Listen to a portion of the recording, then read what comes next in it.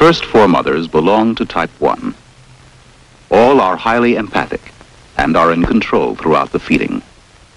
Their movements are appropriate and economical. They never delay or interrupt the feeding without consideration of the baby's state.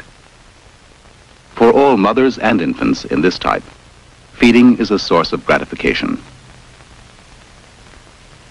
This young mother has chosen a seat that permits her to maintain physical closeness to the baby without confining him. Her gentle contact does not disturb his sucking, and she sustains a good-humored communication with him.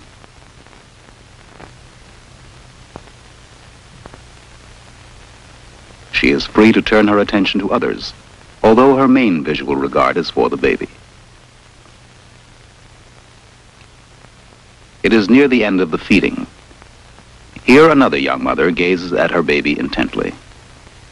They approach each other smoothly, as he needs help in spitting up. The joint maneuver makes for no loss of composure on either side. In spite of his upset, the baby is still eager to look at his audience.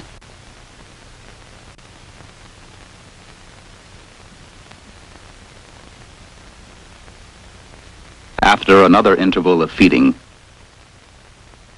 the mother burps with zeal.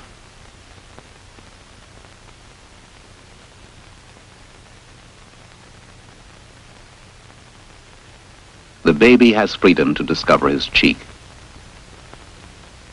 as he waits contentedly for his bottle.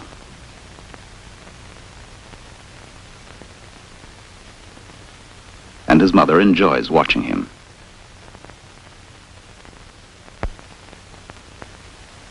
This experienced mother is engrossed in the baby's activity. She is relaxed, and her little girl is held snug.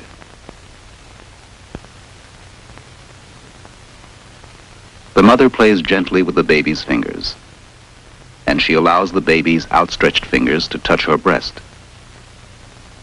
Sucking is rhythmic and peaceful. The mother regards the baby with quiet admiration.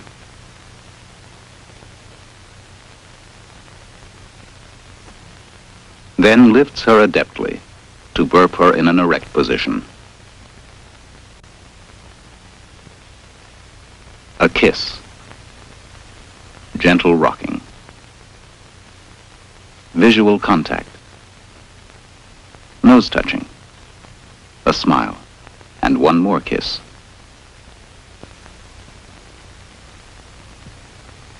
At the beginning of this feeding, the mother offers mashed banana. But when the baby squirms, she switches to the bottle he's been waiting for and beams at his ready response to it. Even her burping is tender as she lays her cheek against his and listens for his burp. At the end, she makes sure that they have a good look at each other. A tired baby has time to stretch and yawn.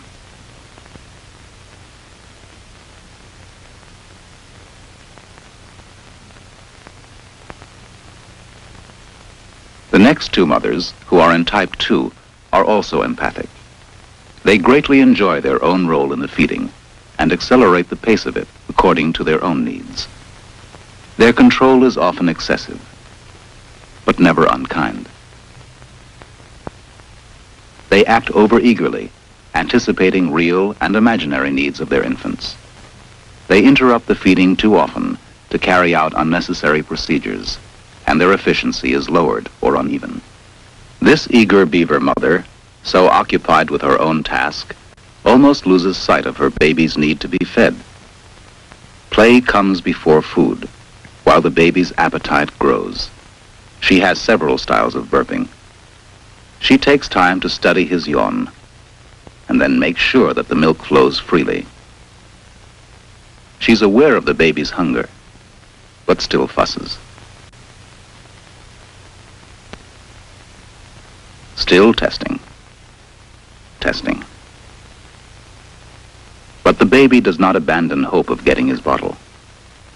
More burping.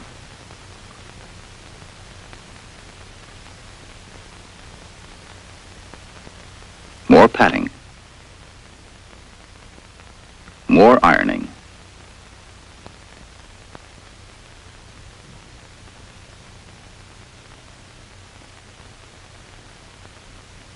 more touching. More examining. As a reward for her earnestness, she gets a baleful glance. The second mother in type 2 enjoys a postponement after feeding cereal, playfully admonishing her little girl to stop crying before she can have her bottle. After a brief offering of the bottle, she undresses the baby competently and quickly. Evidently, she feels closer physical contact with the baby when her dress is off. Burping continues, and the mother shows us that burping can be fun. Playfully again, she pauses to make an inquiry of the baby. She squeezes, pats, again squeezes, palpates generously.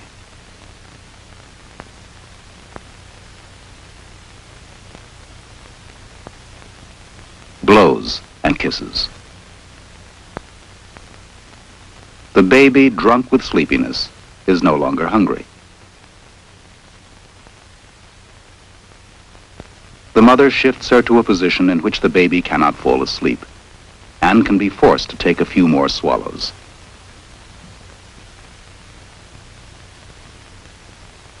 The infant squirms and flails in protest before the mother surrenders her authority.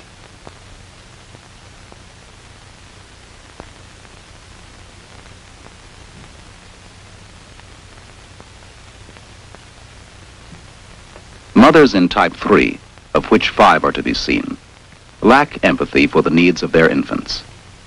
They are so overconfident that they are unaware that even a tiny infant needs to be encouraged to take an active role in his own feeding. Although they have a capacity for tenderness in responding to their infants, they disparage qualities of affection or tolerance. They are determined to get food into their babies and quite overlook the rapport offered by the feeding experience. In the first 5 minutes, this mother has interrupted the bottle feeding many times to feed more cereal against the baby's wish. To accomplish her aim, she pushes the food in rapidly. The little girl is obviously frustrated, preferring to keep sucking, as most infants of her age do. Occasionally, the mother responds to the baby's need for physical security, but does not maintain her tactile support. She says explicitly that she dislikes feeding the baby. The burping is inventive, automatic, and often rough. After she has alternated the feeding of milk and cereal 23 times and burped 600 times, her painful smile reflects her general tension. The feeding is about to begin, and the mother has placed the baby in a position that enables them to look at each other. But as the mother fusses over the infant cries. Her crying does not disconcert the mother. This mother loves activity and excitement and has her feeding strategy planned to keep command of the little girl and to maintain her own comfort. Despite the appearance of intimacy in this part of the feeding, only the baby's back is touched by the mother. For most of the 40 minutes that this feeding lasted, the little girl fidgeted and the mother remained cheerful.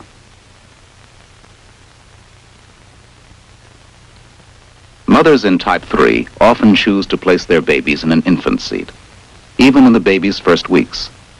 They say this gives them better control of the baby. This baby's body is poorly supported. The back of his legs are pressed stiffly against the hard edge of the seat, and he has no freedom to move. The mother, to feed without interruption, pins down both of his arms. She hardly gives him time to swallow. After the vegetables, there have been 14 episodes of bottle feeding. The baby has no more appetite, and he spends his energy in pushing the bottle away. But the mother urges it upon him again.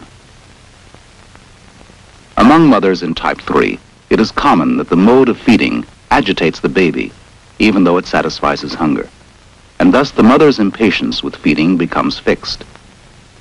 Gradually, the mother avoids distressing scenes by leaving him to feed alone. Here, the baby enlists his whole body in the fight against the bottle. This feeding ends in an angry struggle on the baby's part, and with an air of sulky defeat on the part of the mother. This mother, describing how she loves to hold her baby, stimulates him to take more milk. She stimulates him by twirling the nipple in his mouth, which she did several hundred times during this feeding. The mother stares at him without expression. His gaze at the ceiling seems equally affectless. She halts her activity with the bottle, only to clean his eyes. After this very long feeding, the baby has fallen asleep, but the mother is eager to awaken him. She doesn't realize she can do this by holding him erect or by talking to him. Instead, she brushes his lips seductively with the nipple. She seems avid to demonstrate her skill in getting him to suck again. When he does awaken, she's indifferent to his protests. This last mother in type 3 adjusts a bib on her baby calmly while he cries because of hunger. Abruptly, she shifts into a feeding position. She's determined to feed carrots first and have him wait for the bottle.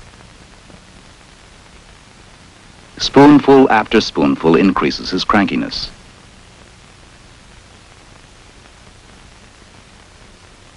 He looks at his mother expressively and bursts into tears. The bottle comes into view, only to be snatched away. Now it comes even closer, but again is held off. At last he gets it, and immediately loses it in favor of a face cleaning.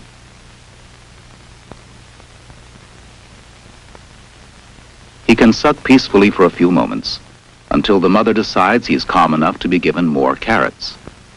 And then he's cleaned and burped again. Suddenly he's thrust forward and held precariously on his mother's knee.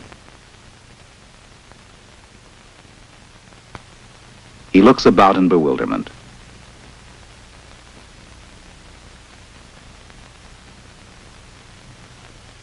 She smiles self-consciously and suddenly thrusts him back to resume sucking.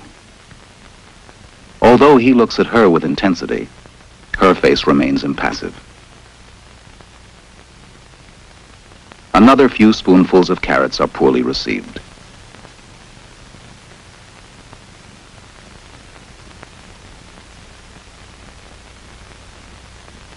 When finally he gets the bottle, he cannot relax, for almost at once it is pulled away, and he's roughly pushed onto the edge of her lap. In the end, he has recourse only to tears. Babies of type 3 mothers share certain symptomatic behavior at 1 year. For example, restlessness, poor appetite, and erratic social responsiveness.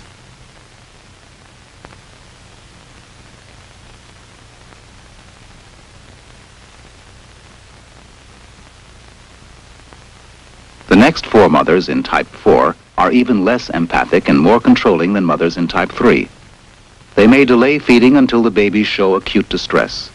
They may feed as though the babies were alien to them, or they may overwhelm the babies with food or with feeding procedures. In spite of general praise of their babies, they frequently scold and ridicule them for their feeding behavior. They consider feeding a burden and resent it. At no time do they feel free to foster intimacy with their babies.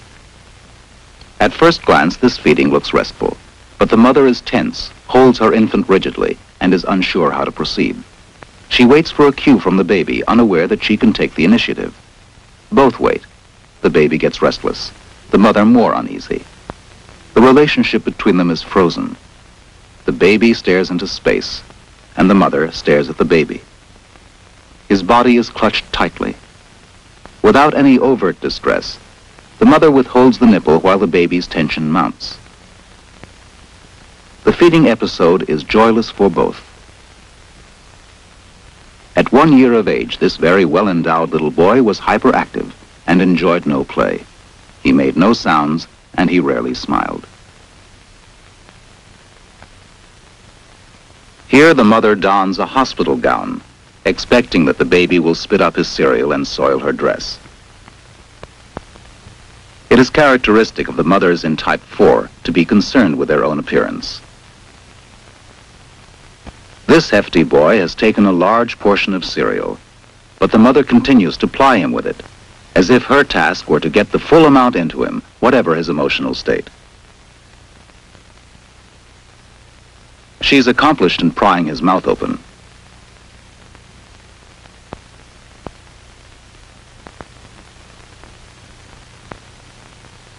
Sometime later, she kisses him impulsively, removes the bottle without reason, examines it admiringly, cleans him, and involves herself in a busy burping session.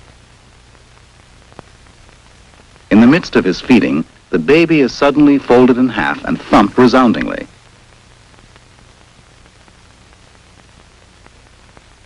Again, suddenly, he is set back in feeding position,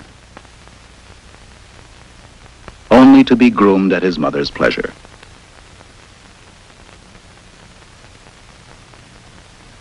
Like many mothers who declare themselves to be more secure about infant care than they feel, this third mother in type 4 began to train her little girl to take semi-solids in the second week of life.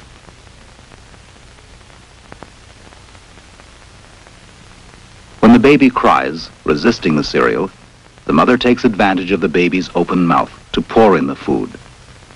She ignores the baby's flailing limbs and paroxysmal crying.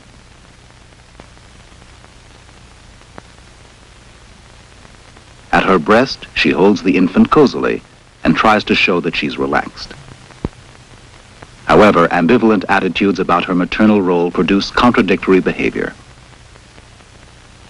Although she breastfeeds, she pokes at the baby's ear,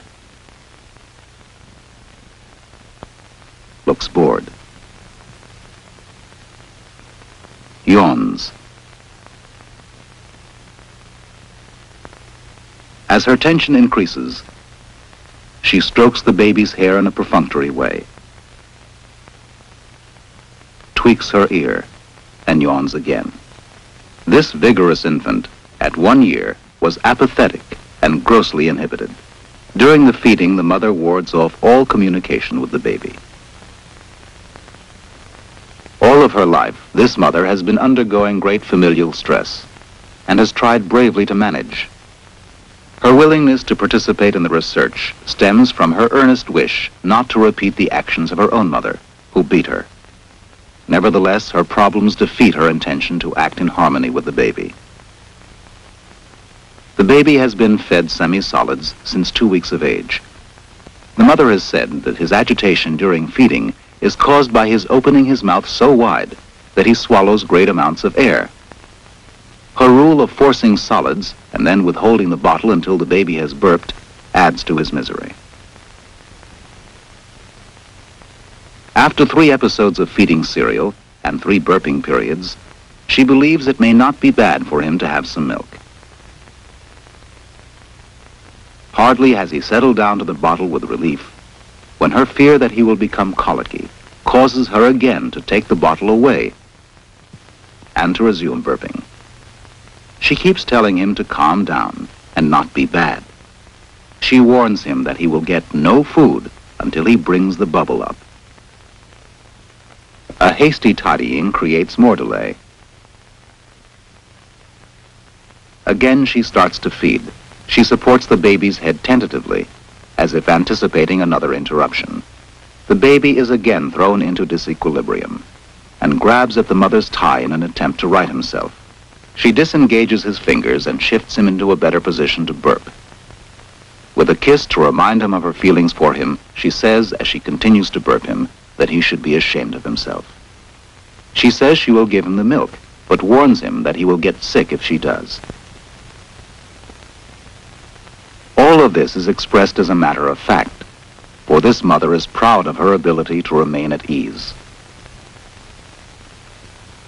The kind of interaction that is now seen occurred repeatedly throughout the feeding, which lasted an hour and a half. Very short feedings were alternated with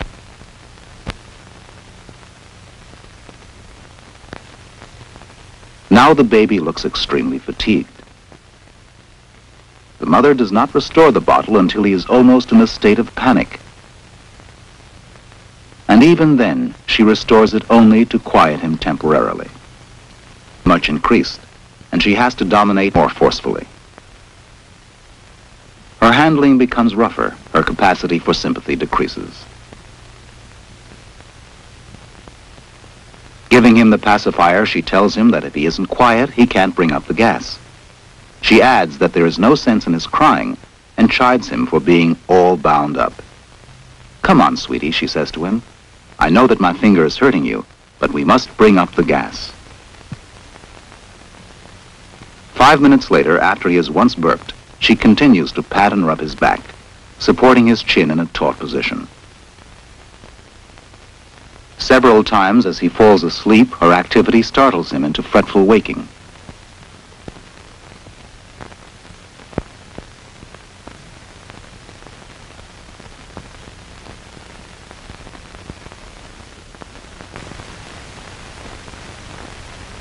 She tries to comfort him with a kiss. But the baby is limp with exhaustion. He has fallen asleep with the pacifier, which has been given to him 15 times so far. The mother tries to burp more effectively by drawing circles upon his abdomen and poking with her finger. Her conviction that her efforts are correct enable her to regard with detachment the startles that dramatize his disturbed state.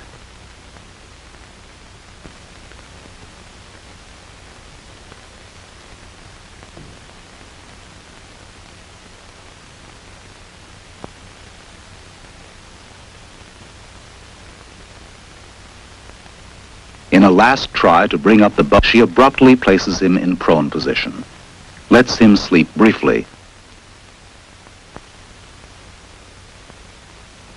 and then again briefly in a sitting position.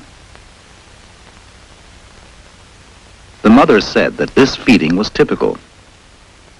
In another context, she stated that the happiest time of his day was when he was being fed.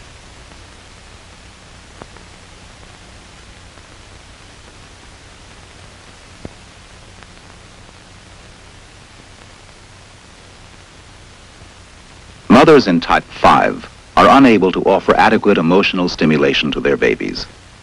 As a result, their empathy is restricted, their control is faulty, and their efficiency uneven. When the baby's needs are obvious, the mothers do respond. Otherwise, they are withdrawn. In spite of their love for their infants, these mothers are detached. They feel protected by routine and prefer to be uncurious about infant care.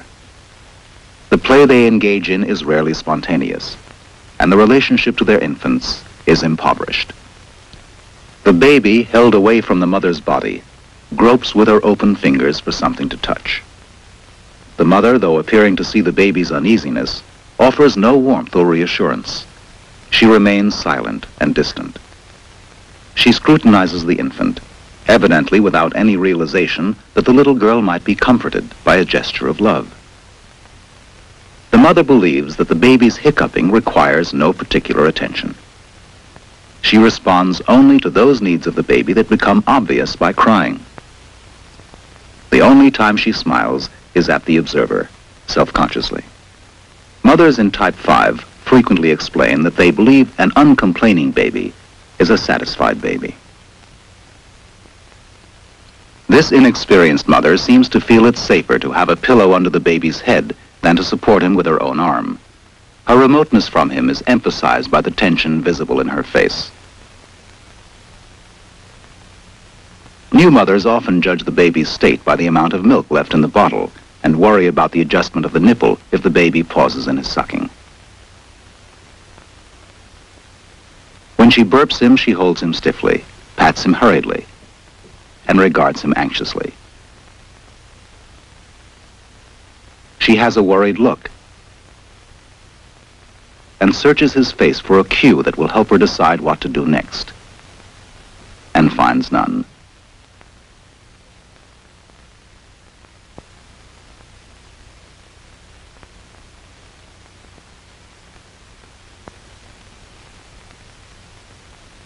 For the 9th time, she tries to elicit a burp.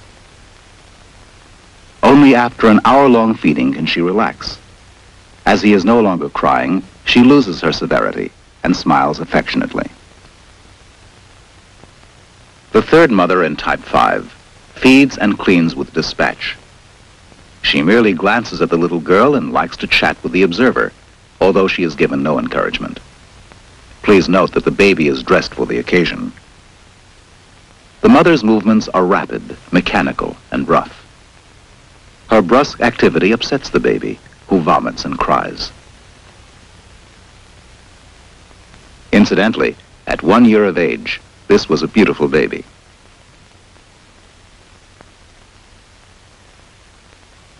The mother resumes the feeding without any sign of pleasure.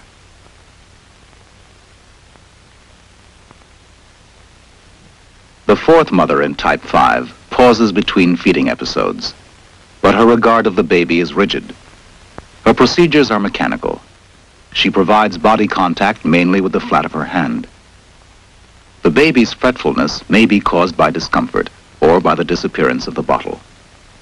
His torso rests across her knees, but his lower limbs are unsupported. The mother tries to create rapport by visual contact, yet the distance between them creates tension.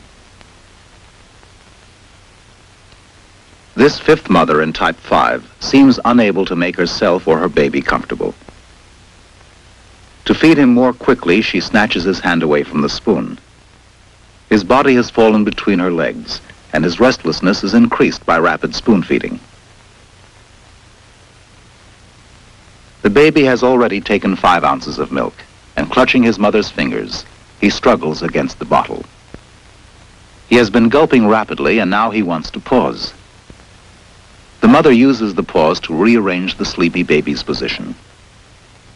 The burp she waits for doesn't come.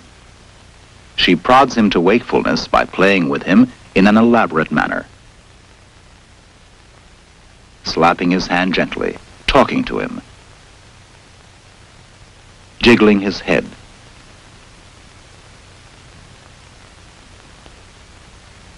tickling and touching him.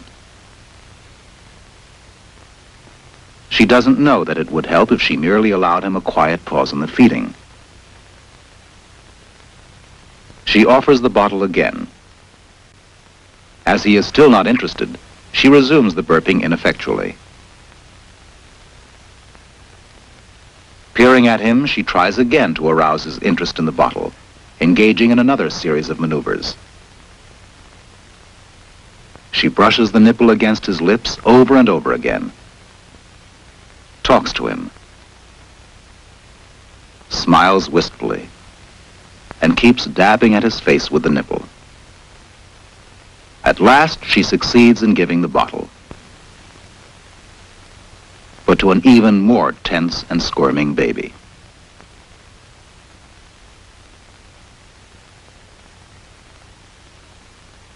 Limp with fatigue, he is thrust forward to burp again. His jaw is held between his mother's stiff fingers. Producing no burp, she again urges the bottle, for the 14th time. After an hour and a quarter of feeding, the baby cannot be persuaded to take any more food. Admitting her defeat, the mother looks to the observer almost apologetically.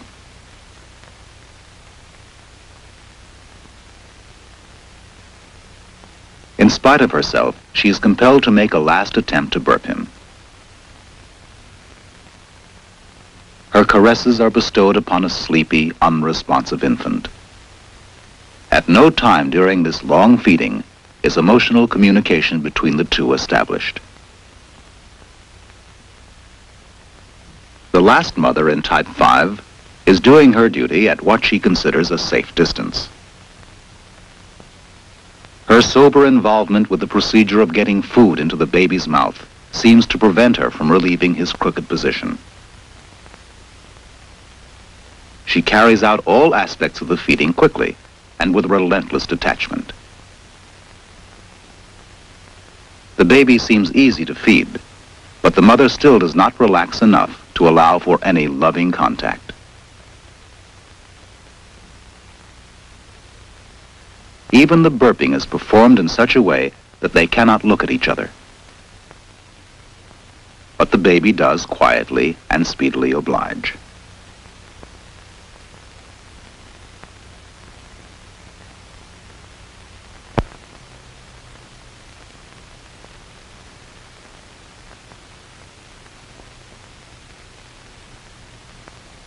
Type 6 mothers, 3 of whom are shown, aim to be highly efficient.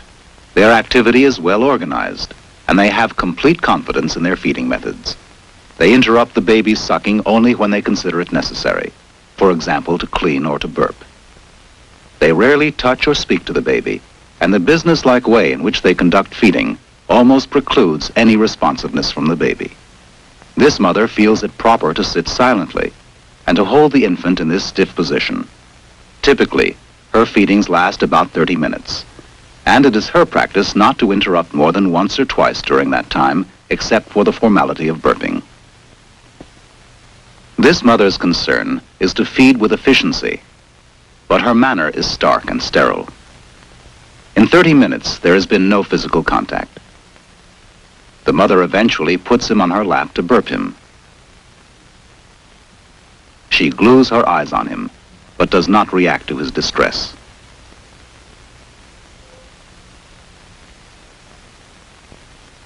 Finally, she permits him to rest comfortably in her arms and restores the bottle to him.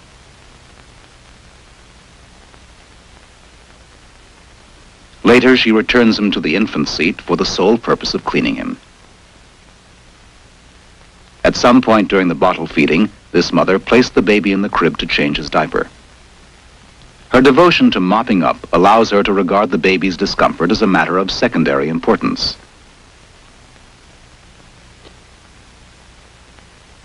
At 1 year, this little boy was hyperactive and never initiated any social contact. He rarely smiled.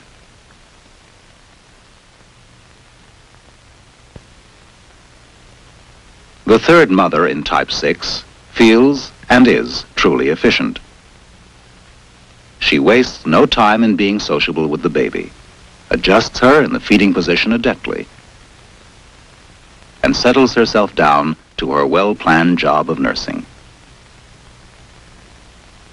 As soon as the baby is sucking securely, the mother consults her watch several times to make certain that the infant remains at each breast for the number of minutes she believes necessary. Babies of Type 6 mothers, seen at 1 year of age, are often excellently developed, physically and mentally, but are almost too independent of their mothers. Their early self-sufficiency suggests that they have too soon relinquished babyhood.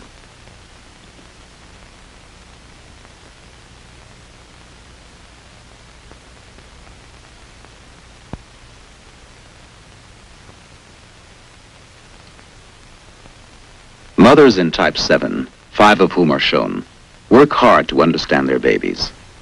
Most of them have had little or no previous experience with infants. They waver between controlling the baby too much and being fearful of exerting the necessary controls. Their empathy is uneven. There are indications, especially clear in this type, that the way a mother behaves toward her baby is a reflection of the way she remembers that her mother behaved toward her.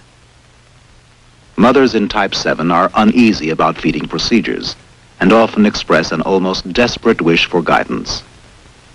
One of them, aware of her awkwardness, said timidly, "Maybe feeding the baby will be more fun later on." This beautiful red-haired little boy has already learned that he must swallow fast to keep up with his mother. Her intense look shows her interest in his feeding activity. Aware of his extreme hunger, she offered the bottle, but removed it too soon in order to feed cereal, believing that she must also accustom him to semi-solids. This is in accord with her belief that breastfeeding would make him dependent upon her alone. Although his eagerness for his bottle is apparent to her, she cannot let him complete one aspect of the feeding at a time, but switches from bottle to cereal to clean him or change his position. Her busyness seems to give her a feeling of competence at the expense of the baby's contentment. Now the baby seems more relaxed, but the mother does not. It is as if she regards being quiet a withdrawal from him. In response to his opening his mouth in search of the bottle, the mother comes to life. The baby gulps the milk in spite of his awkward position. Mothers in Type 7 often describe their babies at 1 year of age as being alert, active, and sociable, but also restless and easily frustrated. This patient mother, whose tension is at once obvious, has been sitting in this position for 10 minutes. From the baby's first days, she had difficulty in learning to hold him to her breast, even with the skillful assistance of a hospital nurse. Her attempt to make herself more comfortable without disturbing his sucking results in a more rigid posture for her and for the baby. In this scene, the bottle is given for the third time after 8 episodes of breastfeeding. The mother's manner of holding the baby during bottle feeding is also awkward and inert. She reports that his feedings often last 3 hours because she has to make sure that his hunger is completely satisfied. During this 2-hour feeding, she patted and rubbed his back more than 5,000 times. For all her devotion, 6 feedings a day are carried out in this lusterless fashion. The third mother in type 7 reports that the baby cries when the bottle is removed for burping. Nevertheless, she does remove it so often that her little girl is rarely allowed to suck for as long as 2 minutes. The same tense kicking of one leg seen mainly during this kind of burping at 6 weeks hampered the baby's crawling movements at 6 months. At 1 year, the baby stiffened her whole body when obliged to tolerate any passivity, and fought with all her might until she was permitted to stand and run. The mother now listens for the burp, although this means that she must disregard the baby's acute distress due to continuous deprivation of the bottle. In this feeding, the baby got 3½ ounces of milk in 45 minutes because half the time was given to burping. This young mother is delighted with the idea of feeding her baby. But she says that as he always falls asleep while sucking, she must try to keep him awake to maintain his schedule. Notwithstanding her exuberant efforts to arouse him, he remains sleepy. His fingers open and close helplessly as he grasps at the air in his attempt to gain equilibrium. 10 minutes later, her enthusiastic burping is still of no avail. He sleeps. She tries harder to wake him. She rubs his chest, tugs at his right arm, shakes his left arm, tickles each of his feet,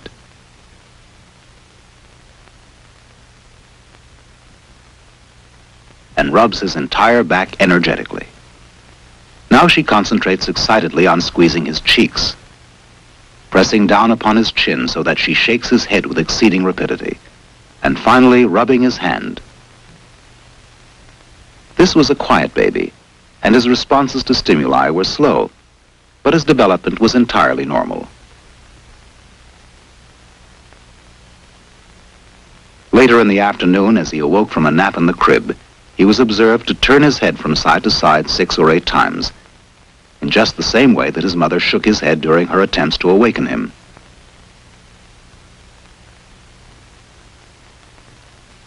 Eventually, she tries to rouse him by forcing the nipple into his mouth, and even by using it as an instrument to shake his head. This device also fails. But undaunted, she resorts to her former methods, which by now appear to have made him stuporous. Thus, this mother, instead of waking her baby by speaking softly or by altering his position, overwhelms him with more stimuli than he can manage. The baby's drowsiness during feeding may be partially explained by his having been habituated to falling asleep with the help of a pacifier, so that for him, a nipple has become a signal for going to sleep. At 1 year, this baby's gross motor development was a little advanced, but he was continuously active, impatient, and easily angered. This last mother in type 7 is at ease for brief intervals of the breastfeeding. However, she nervously pulls the baby to her breast so that the little girl is held too high and too tight. She has explained that she is often at a loss to know what to do with the baby, but she does love to hold the baby's bare body close to her own.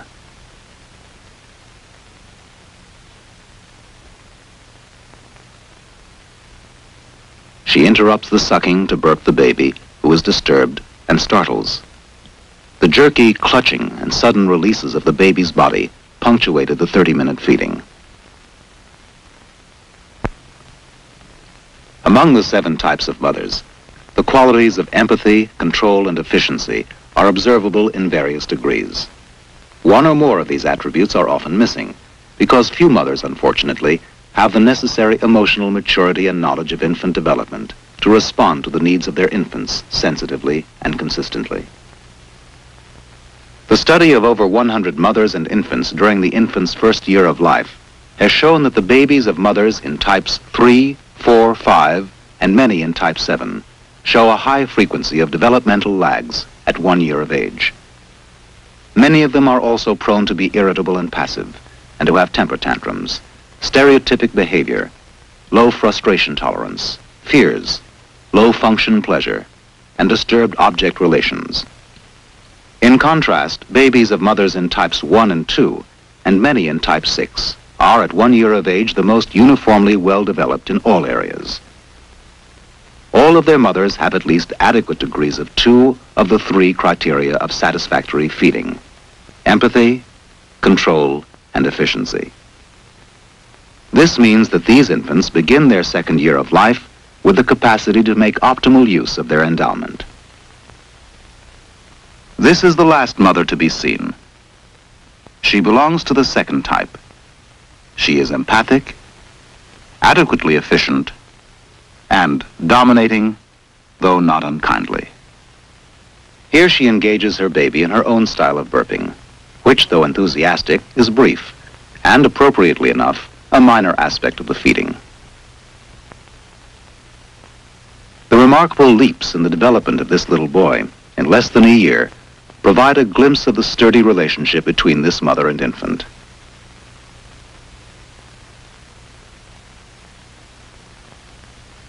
Here is this lively fellow at 6 months. He is thoroughly alert and accepts semi-solids begrudgingly. The mother holds him securely on her lap and in no way constricts him. Such pleasant ease in close physical contact with babies of 6 months is not often seen. Although she follows him about with the spoon, she gives him the privilege of rejecting his fruit. She explains that his appetite for it at midday is often small, and she is ready to give him his bottle. This little boy can drink from his bottle by himself, but cannot quite manage to grasp the nipple because of his present position in her lap. Rather than place him in the crib summarily, the mother chooses to go on holding him and encourages his efforts by guiding the nipple to his mouth.